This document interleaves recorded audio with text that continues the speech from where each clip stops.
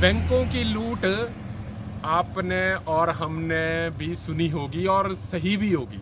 और मैं ये इसीलिए चीज़ बोल रहा हूँ क्योंकि बैंकों की लूट जो है ना, हर आदमी के साथ होती है। आम आदमी के साथ भी होती है, बड़े आदमियों के साथ भी होती है। और ये लूट क्या है, इसको भी आज जानना ज़रूरी है। देश के कई प्रतिष्ठित बैंक, चाहे हम सरकारी बात करें चाहे गैर सरकारी बात करें, आपके अकाउंट से मिनिमम बैलेंस के नाम से बहुत ज़्यादा पैसे कटे जाते हैं।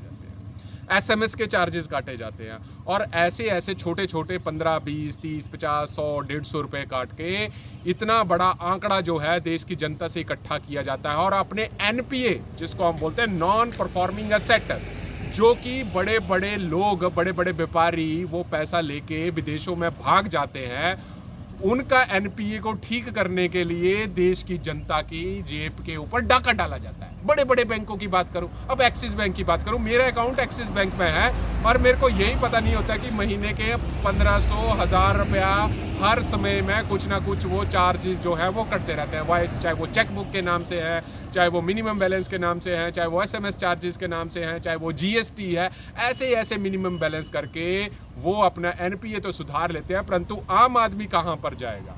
अगर बैंकों में पैसे रखने के चार्जेस रखे जाएंगे तो वो कहीं ना कहीं हानिकारक सिद्ध होगा। हालांकि मैं एक्सिस बैंक की बात नहीं कर रहा हूँ, बड़े बड़े बैंक, आईसीआईसीआई बैंक और भी कई बैंक जिनको हम बोल सकते हैं सरकारी और गैर सरकारी। हालांकि स्टेट बैंक ऑफ इंडिया भी अपने ग्राहकों से जो है वसूली करता है।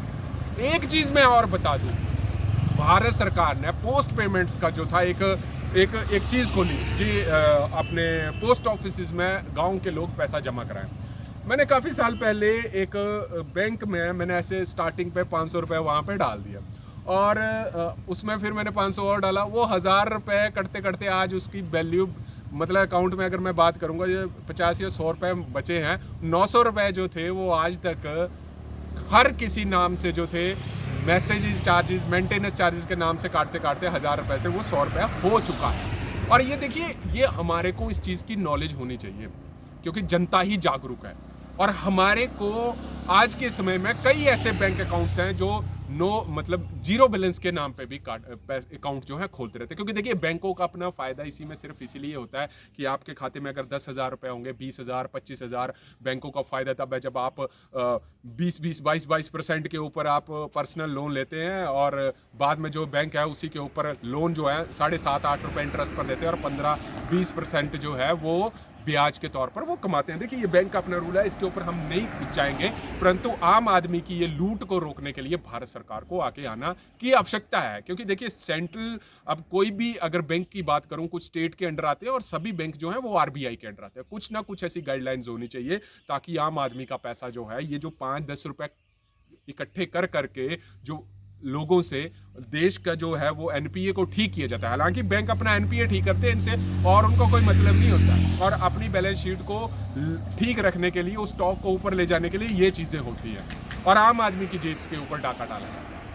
और जब आम आदमी की जेब से ना ये चीज़ें कटती हैं तो दुख बहुत ज़्यादा होता होगा, शायद आपको भी दुख होता होगा। और आप बैंक के ग्रीवियंस पोर्टल पे भी जाते होगे, आरबीआई पोर्टल पे भी जाते होगे, परंतु जवाब आपको ये मिलता होगा कि बैंक की अपनी टर्म्स एंड कंडीशन के हिसाब से ही चीज़ें दिखाई गई है। क्योंकि देखिए, जब भी खाता खुलता है हमारा या कोई इंश्योरेंस पॉलिसी लेते हैं तो हम टर्म्स एंड कंडीशन को एग्री कर लेते हैं, हम उसको मानते नहीं है क्योंकि terms and condition he bank की फेवर में होती हैं, उनकी आम आदमी की फेवर में कुछ नहीं होता है उसमें।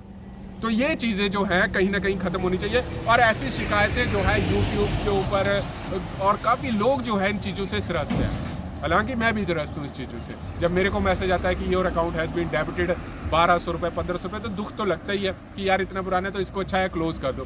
तो ऐसी ऐसी चीज़ें जो है, हालांकि आप ऑनलाइन एप्लीकेशंस कुछ ऐसी आ चुकी हैं जहाँ पर आप जीरो बैलेंस होता है, आपके कुछ मिनिमम बैलेंस चार्जेस के पैसे नहीं रखने दिए जाते। हालांकि वो बैंक छोटे छोटे बैंक्स हैं, परंतु फिर भी मैं ये रिकमेंड करूँगा कि इन चीज़ों से जो था वो कहीं दूर रहा जाए। क्योंकि अब गाँव के देहाती बात करें या गाँव के लोगों की बात करें, पैसा इतना ज़्यादा इकट्ठा नहीं होता किसी के पास है, परंतु ऐसे ऐसे चार्जेस लगा देना, और ये चार्जेस किस लिए लगा दे दिए जाते हैं क्योंकि जो देश के बड़े बड़े व्यापारी हैं वो तो भाग के बैंकों को एनपीए का चूना लगा के, जैसे पीएनबी को लगाया, आपके पास यस बैंक में राणा कपूर का लगा, और कई ऐसी खराब बैलेंस शीट जिसको रिट ऑफ किया जाता है writ of in the sense ये है कि देखिए, अब जी न्यूज़ की अगर हम बात करेंगे, ठीक है, 5,000 करोड़ रुपया जो है रिट ऑफ कर दिया। अब ये रिट ऑफ कर दिया, इसका मतलब क्या समझते हैं? क्या मतलब ये बैंक ने खत्म कर दिया, ये सरकार ने खत्म कर दिया? क्या ये सरकार पे करेगी? ये सरकार पे नहीं करेगी, ये हम और आप करेंगे, और यही चार्जेस ले लेके बैंकों की बैलेंस शीट इकट्ठी करेंगे।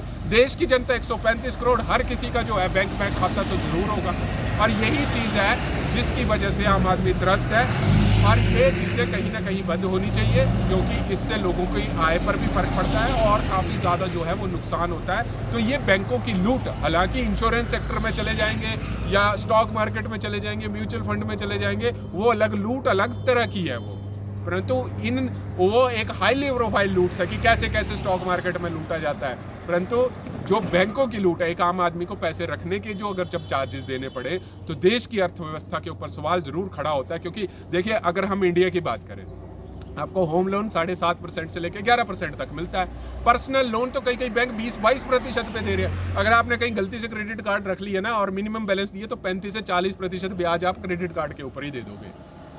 और कई बार ये भी देखा गया है कि संशोधन राज्य सरकारों के पास ऐसे है कि जो भूतपूर्व एमएलए होते हैं, भूतपूर्व विधायक होते हैं, उनको 4% के ऊपर जो है पर्सनल लोन दिया जाता है, और आम आदमी को 22% पे दिया जाता है अगर आप प्राइवेट नौकरी कर रहे हैं। तो ये चीज़ें कहीं ना कहीं कम होनी चाहिए कि जो लोगों का अपना पैसा है, लोगों की अपनी प्रॉपर्टी है, लोगों की अपनी जायदाद है, बड़ी मुश्किल से आदमी कमा पाता है, उसके ऊपर भी डाका अगर बैंक डालें तो ये चिंता के विषय है, चाहे वो सरकारी है चाहे वो गैर सरकारी है। तब तक आप जुड़े रहिए हरीश वर्मा के साथ, हिमाचल।